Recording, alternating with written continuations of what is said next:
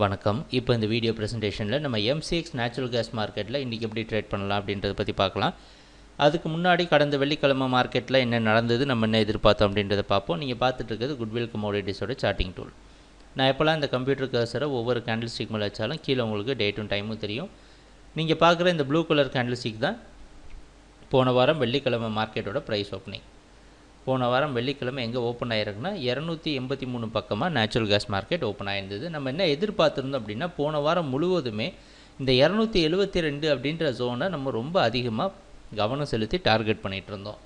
272க்கு மேலே ப்ரைஸ் போன காரணத்தினால அதுக்கப்புறம் ஃபுல்லாக மார்க்கெட் பையிங்க்கு சாதகமாக இருக்கும் அப்படின்றத எதிர்பார்த்தோம். அந்த அடிப்படையில் மார்க்கெட் ஓப்பன் ஆனதுக்கப்புறம் பார்த்திங்கன்னா இது ஒரு தொடர்ச்சியாக இருக்கிற மாதிரி நம்ம சார்ட்டிங் டூலு பை சிக்னல் தான் கொடுத்துருக்கு.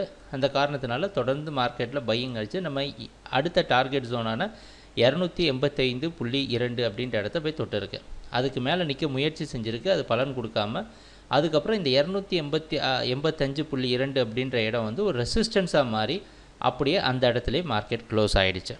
இதுதான் போன வாரம் வெள்ளிக்கிழமை மார்க்கெட்டில் நடந்த முழுமையான ப்ரைஸ் ஆக்ஷன். நம்ம எதிர்பார்த்த மாதிரி எல்லாமே நடந்திருக்கு.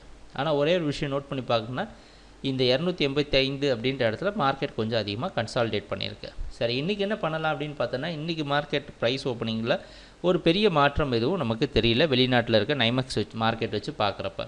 அதனால் என்னென்னா, இது ஒரு தொடர்ச்சியாக தான் மறுபடியும் அமைய போகுது நேச்சுரல் கேஸ் மார்க்கெட்டில்.